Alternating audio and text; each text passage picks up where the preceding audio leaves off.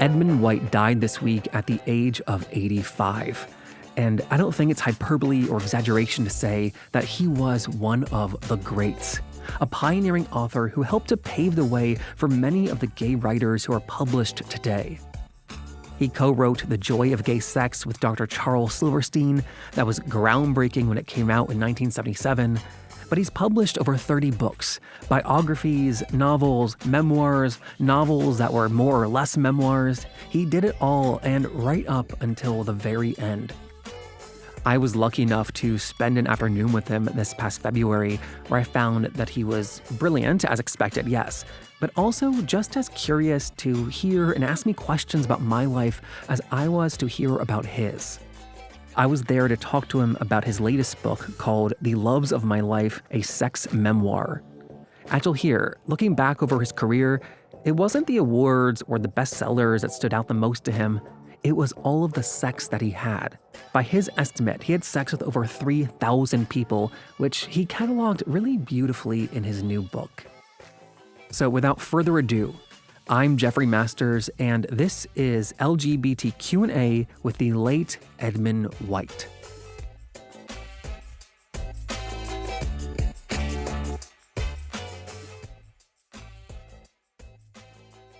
So going back to the 1960s when you first moved to New York City, at the time you were meeting men, you were having sex with men, you were living what appeared to be like a gay life, and yet also you were willingly seeing a shrink to try to make you straight.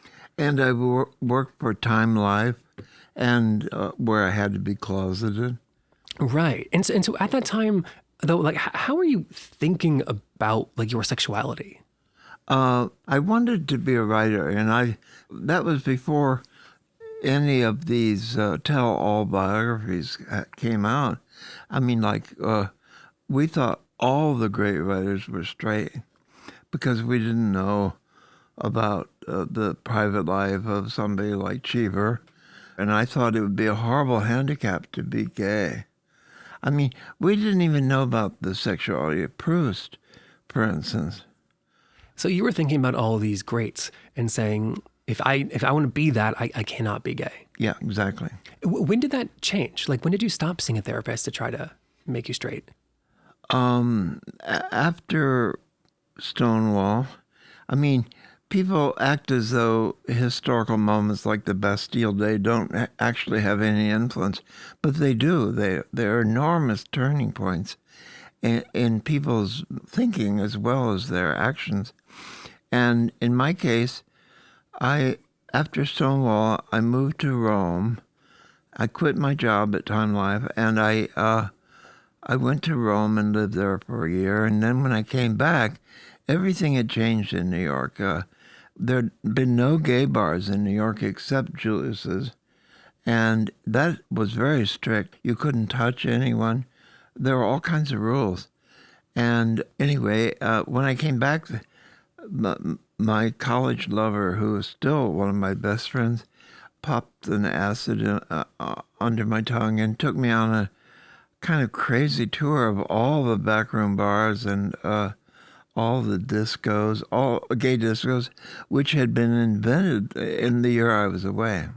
This is like 1970? Yeah. And so that moment on acid kind of like was the switch in your mind? Well, then I went to a shrink, but he was a gay shrink, and Charles Silverstein, the man I wrote The Joy of Gay Sex with. But I think by going to a gay shrink, I was hoping to become a better adjusted homosexual rather than to go straight, which had always been my ambition before. Oh, so you specifically picked Charles Silverstein because you knew he was gay? Yes, he was the head of the Institute for Human something or other. Right. He's famous for making the speech before the American Psychiatric Board that right, for the reclassification of homosexuality. I interviewed Charles about a year before he died. Oh, good. Can I play you a clip from that? Because Sure. We talked about The Joy of Gay Sex, which I wanted to ask you about. So this is Charles. As a matter of fact, when Ed and I first sat down to talk about the book, and we made a list of the entries, it was quite clear that a majority of the entries were not about sex. It was about community, and it was about relating to each other. While most people, think of all the dirty pictures, what we always thought our greatest contribution was is trying to write something that we would have wanted when we were kids. And that would be something more than just sex. That would be about community. Yeah, so rather than writing about comfort in the original joy of sex, writes a great deal about bondage and about peeing on each other. I think it's called urolagnia. But we thought, well, gay people, whereas straight people are having sex with the opposite sex, and they have to discover everything about her or his taste and rhythms and expectations and romantic ideas and so on. They're really foreign to each other, as men and women. But gay men know quite a bit about gay sex, and they know a lot about each other, and lesbians too. So, in other words, if you're dealing with the same sex and often the same age, the same background, whatever, you don't have to write about sex so much, but you have to write about things like coming out to your family, coming out on the job, gays and religion, things like all those things that people worry about. And the two of you were on the same page about that from the beginning. Exactly. And so, I think that he told me that he asked you to co-write this book with him while you were his patient. That's right. And so you finally found this gay therapist that's working, but then you have to stop seeing him, right? Well, he said to me, you can either be my collaborator or you can be my patient, but you can't be both. So I was so broke that I chose collaborator. What did you learn from Charles writing this book with him? Well, I always said if I had written it by myself, it would be called The Tragedy of Gay Sex or something, because I have a very dark view of everything. And whereas he was very cuddly and warm, like, for instance, I hate cuddling. I can't bear to I hate that, and it gives me the willies. And he was very warm and loving, but didn't know much about cruising or sex or all the rituals of gay life because he'd come out very late. So you brought that to the table? I brought that to it, and he brought the warmth and the sweetness. In this new book, you write that, quote, I co-authored The Joy of Gay Sex and encouraged everyone else to be self-accepting, but I never was. You wrote that in the 70s. When did that acceptance come? I'm not sure it ever did. Oh, really? No, I don't know. I think people of my generation are pretty damaged as far as coming out. We lived through the 50s, and even in the 60s, we had to be closeted at work. Our friends were, most of my friends were straight, and I had to make up imaginary girlfriends to tell them about. Rather than talking about the 6'3" blonde man, I had to talk about a tall, beautiful girl. Yeah. Which I think, by the way, is very good training for a novelist, because novelists have to know how to lie effectively. How to invent characters and invent situations. So this book came out in 1977. I think what's striking is that I think the assumption I make is that it would brand you as like a public gay person, and yet you also wanted to have this career as a novelist. I guess what I'm asking is did you ever consider not being publicly out? Yes. Well, I did and I didn't. I always believed in the truth, and I really had this idea that you should be honest and truthful, especially in writing. I kept thinking this book will ruin my career, in the sense that my first novel had been praised by Nabokov, and who I'm sure thought I was straight. And Nocturnes for the King of Naples, which was my second book, was sold about 300 copies, and I don't think anybody it was a little gay, but not terribly gay, and it was very obscure. But anyway, I think writing The Joy of Gay Sex did help me reset my dials and be more honest. But people laughed at me for writing it at the time. I remember my old editor, Anne Friedgood, who had edited Forgetting Elena, when I told her I was writing, co-authoring The Joy of Gay Sex, she laughed and laughed and said, "Oh, that's perfect for you." Meaning she had already rejected my next novel, and it was obvious that I was going to be this hack writer. Oh, and this not serious novelist. Yeah. A couple years later, in 1982, you wrote A Boy's Own Story, which is loosely autobiographical. That's among the first widely read gay coming-of-age novels. What was the response to that book? Very good. I mean, it was in a way, what I'm going through with this book now. I mean, in other words, I was used to giving a reading to the same 9 elderly gays who were gathered in a bookshop, and suddenly I went to somebody's loft to give a reading, and there were hundreds of people, and I couldn't even get through them. They're all sitting on the steps, and I wasn't used to that. And I'm sorry, this is A Boy's Own Story or the current book? Boy's Own Story. Okay, really? Huh. What is your assessment of why that book hit? I think that it filled an empty ecological niche. In other words, I think that Stonewall had happened, but for the first 10, 15 years, there weren't that many important gay books.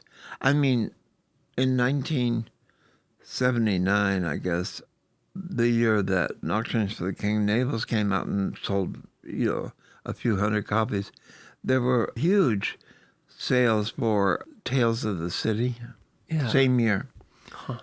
So, in other words, I think publishers imagined at that point that gay books would be crossover books like Toni Morrison's Black Book had been. In other words, there'd be this great crossover audience.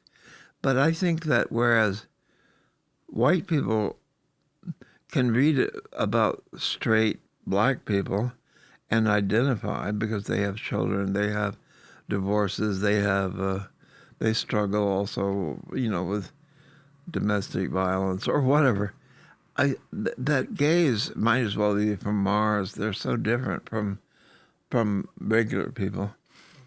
And so I don't think the crossover effect ever really happened, except with Boy's Own Story, because it was about the problems of a gay adolescent.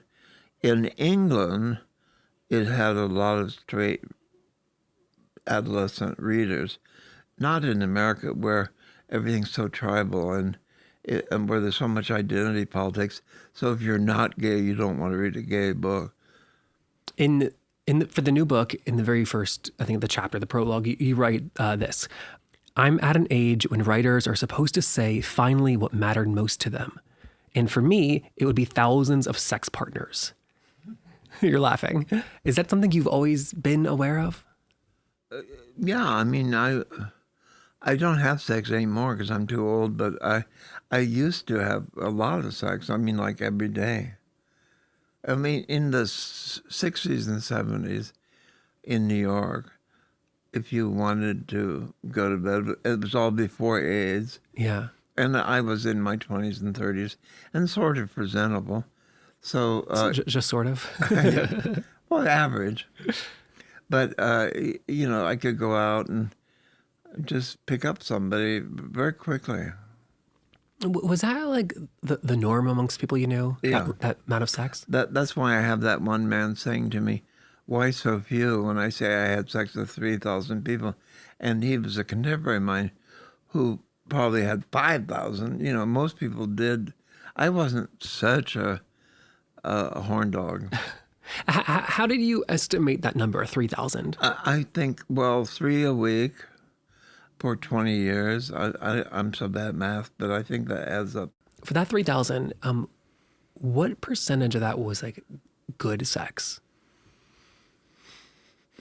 I mean, some of it was like in the back of a truck, or in a warehouse at the foot of Christopher.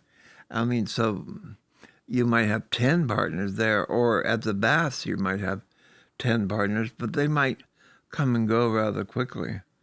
Not to say that I sometimes had really intense relationships at the baths, and even repeating ones. Like every time I would go to the baths, I would see the same hot guy who liked me as well, so we were compatible. So then I would get together with him again, but maybe never know his name. Yeah. I was asking about like good sex. Like, how do you define good sex? Or is it just like it's fulfilling? You get off. Like, how do you define that? Well, partly it's very passionate because you're hungry for the other person, and you find him very ideal, and he fulfills your fantasies.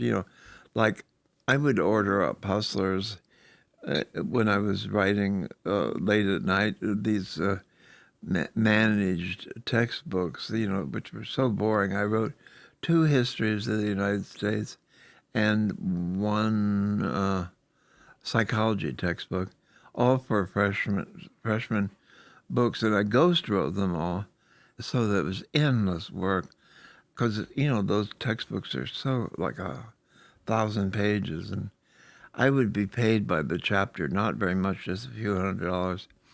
But anyway, to make myself stay in and work on that crap, I would order a hustler to come like at 3 in the morning, which you could in those days. You'd call the madam, and you'd say, I want a 6'2" blonde top to come at 3 a.m.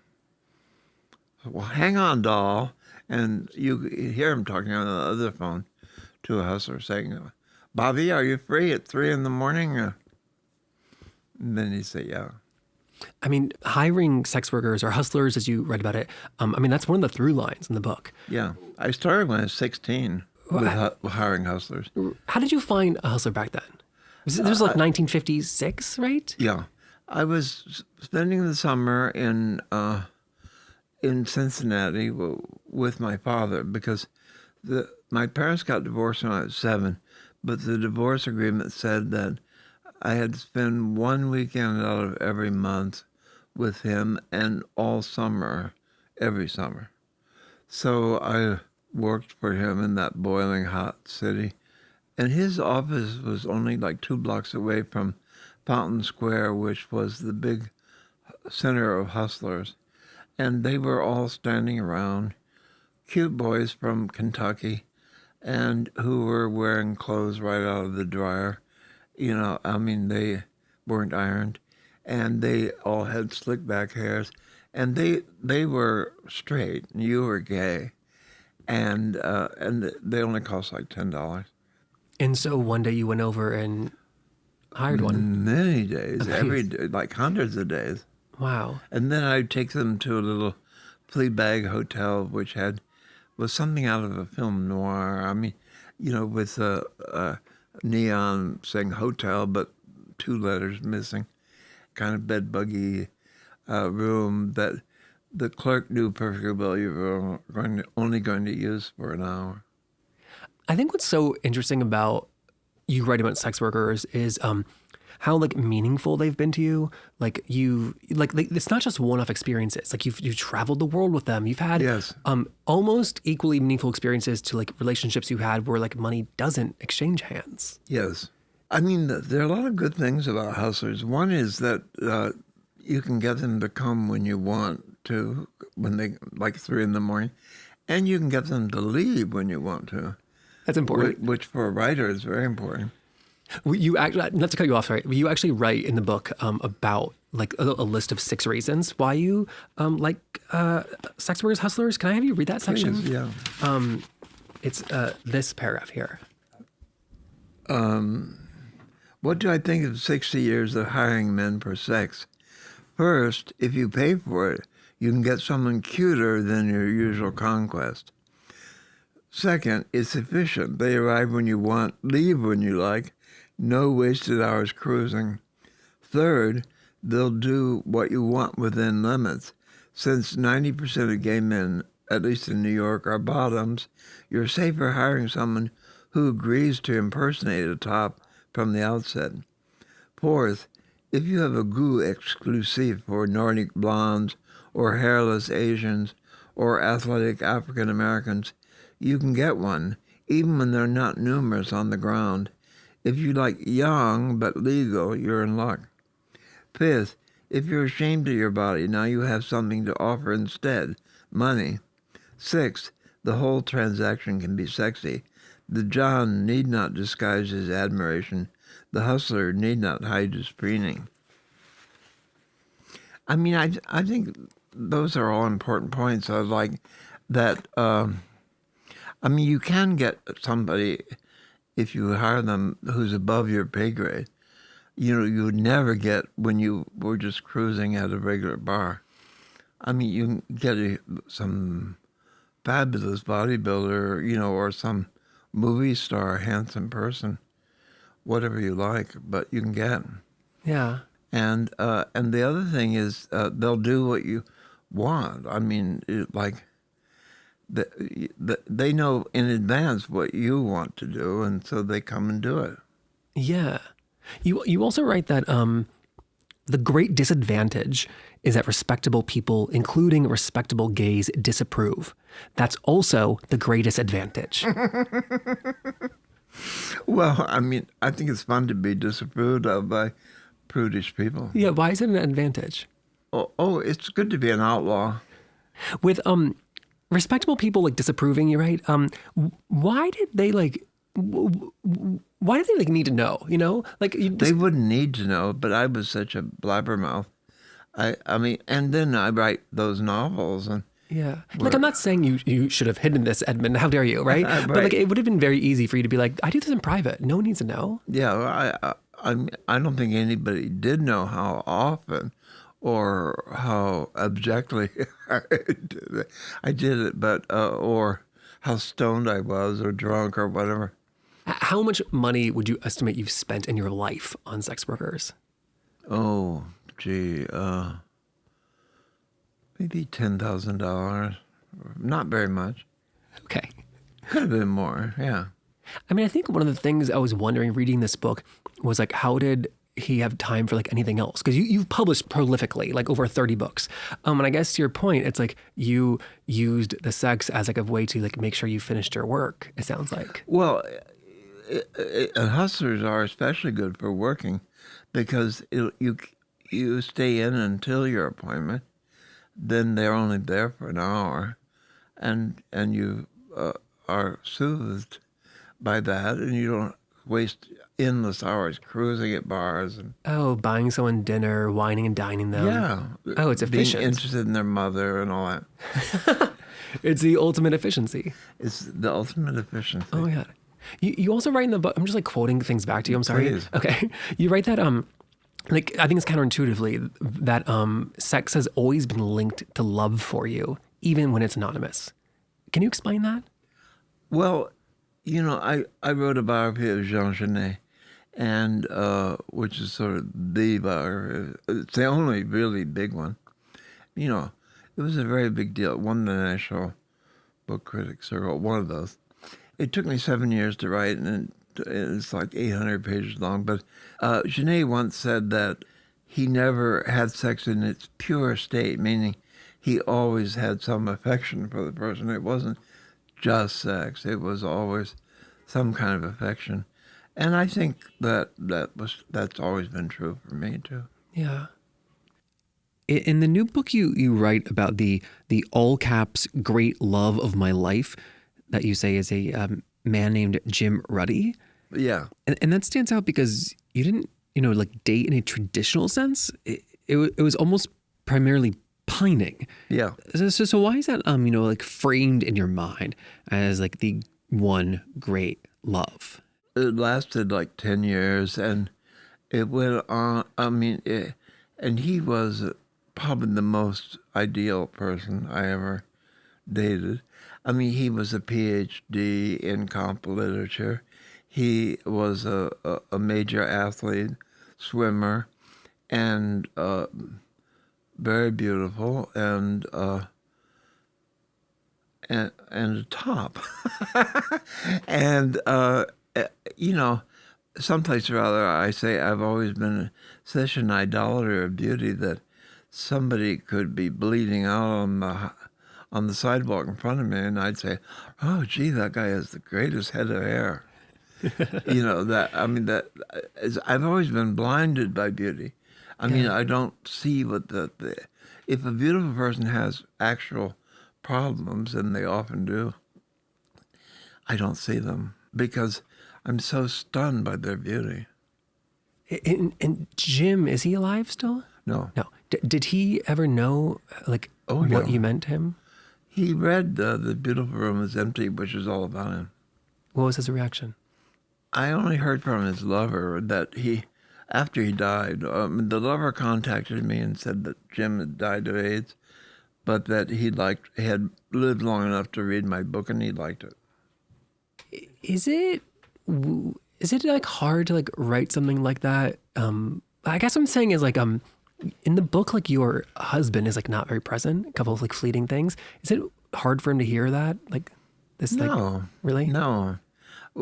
From the very beginning, we always had a very open relationship, but I always had that with everybody. I mean, I never pretended to be faithful.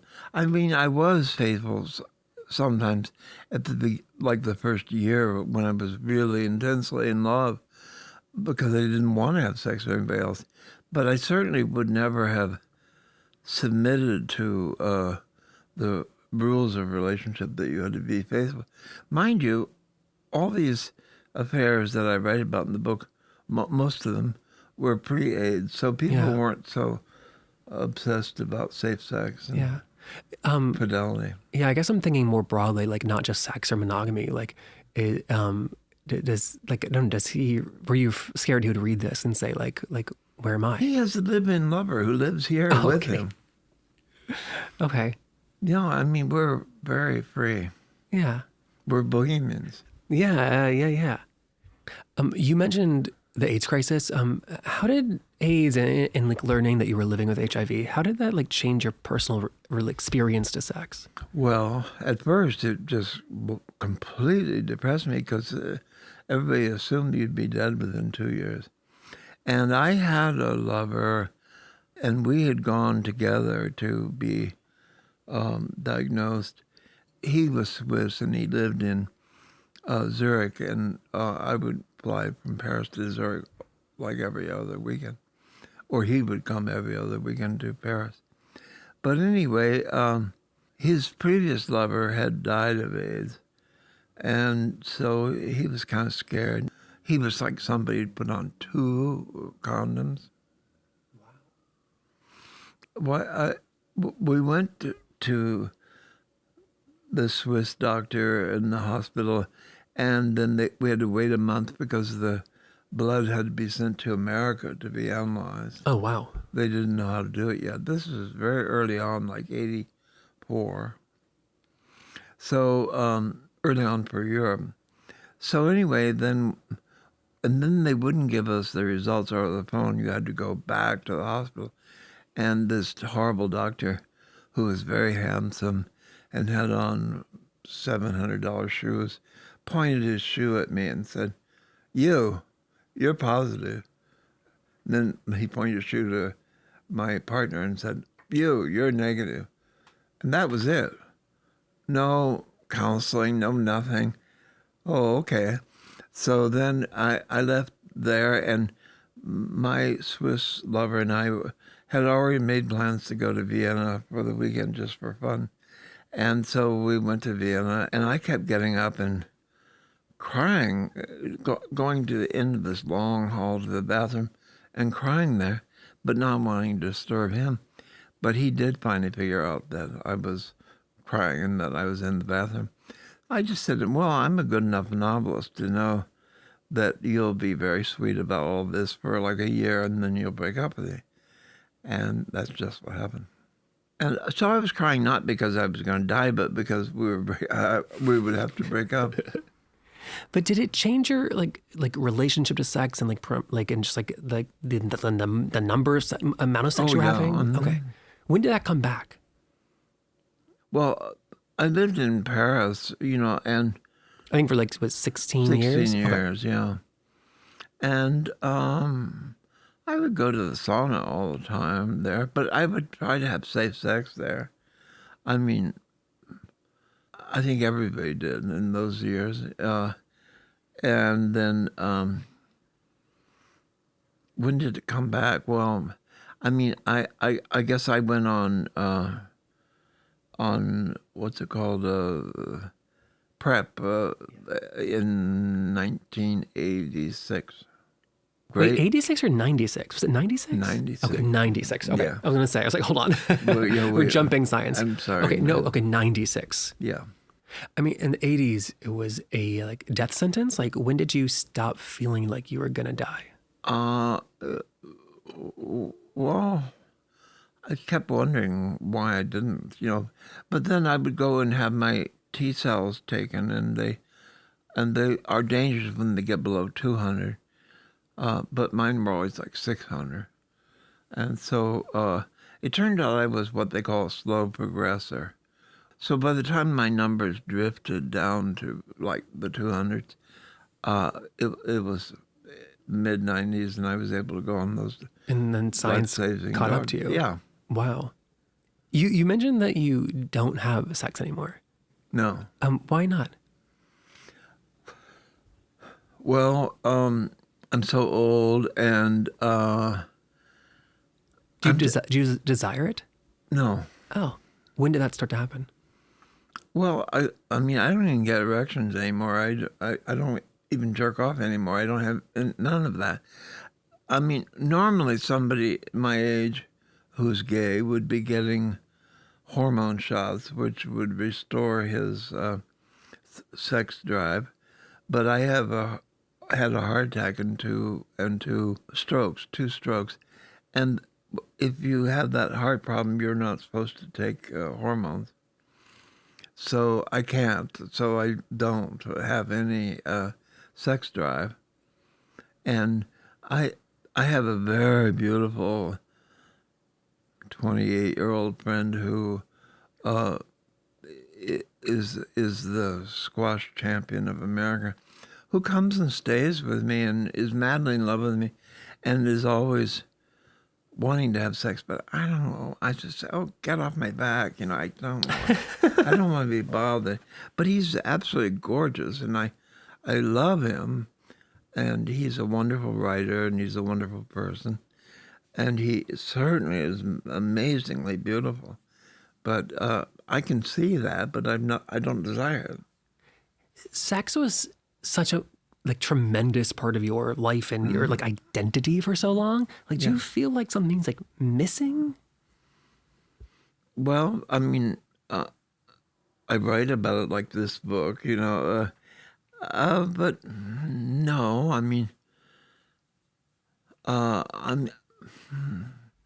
You can say no. It's okay. Yeah. Yeah. I mean, I had a last love affair, which was the subject of a book that I wrote called A Previous Life.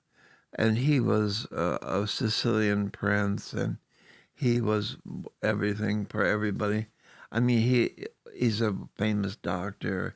He's absolutely beautiful. But he left me for somebody young because he had never fancied older people. It's just that he'd fallen in love with me through my writing. And he moved to America to be with me. Wow. And we were together 3 years. But then I don't walk very well. And we went to Fire Island, and I thought, oh, this is the end. Because he said, let's go for a moonlit walk. And I said, are you kidding? I can't walk. And he was very angry by that. Oh, I can't even go with my lover for a walk. And So he was the last guy you had sex with? yeah, and after that, no, nobody. You said that he fell in love with you through your writing. Is that something that happened a lot to you? Uh-huh. Was that exciting or was that like too annoying? No, it's nice. I mean, like my husband, Michael, fell in love with me through my writing. I mean, he's 25 years younger than I am. Yeah.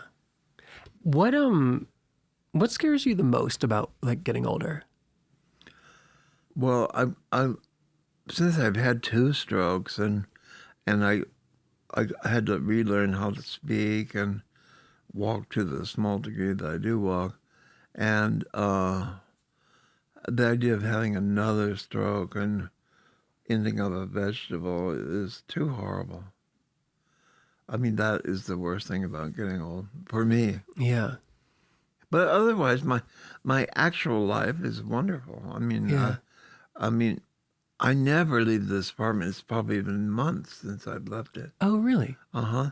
And Michael arranges all my meals, and then tons of people come for dinner, and Michael arranges all that, and we have a maid and all that. So it's a very nice life, and all I do is write and read. I read constantly. I'm writing a book. I mean, I want to write next a book about Louis XIV's gay brother, because he had a brother called Monsieur, and Monsieur had a whole shadow court of gay men, just like the king had his regular courtiers. And he was married twice, and he had children and so on. But everybody in those days was bisexual in a way that seems odd to us. I mean, even though he was gay and kind of effeminate and liked jewels and things, and would wear makeup into battle, but he was a very successful soldier. Wow. Like, what is the state of the book? When do you hope to have it finished? I haven't even started. Okay. I'm finishing another novel, and I have another novel. Okay. I have one in the, but you know, Bloomsbury won't publish me that often, so I keep stacking up these books. So they'll be posthumous, I guess. I was like, yeah, not to predict your death, but like, will there be novels that continue to come out after you die? Yeah, probably, yeah. And that's the goal. Yeah, why not? Thank you for the great conversation. You're welcome. This was fantastic. Yeah, it was fun. And that is the late Edmund White. His latest book, which I highly recommend, is called The Loves of My Life. All right, thank you so much for listening. I'm Jeffrey Masters, and as always, there is a link in our show notes to our Substack. I'll see you next time.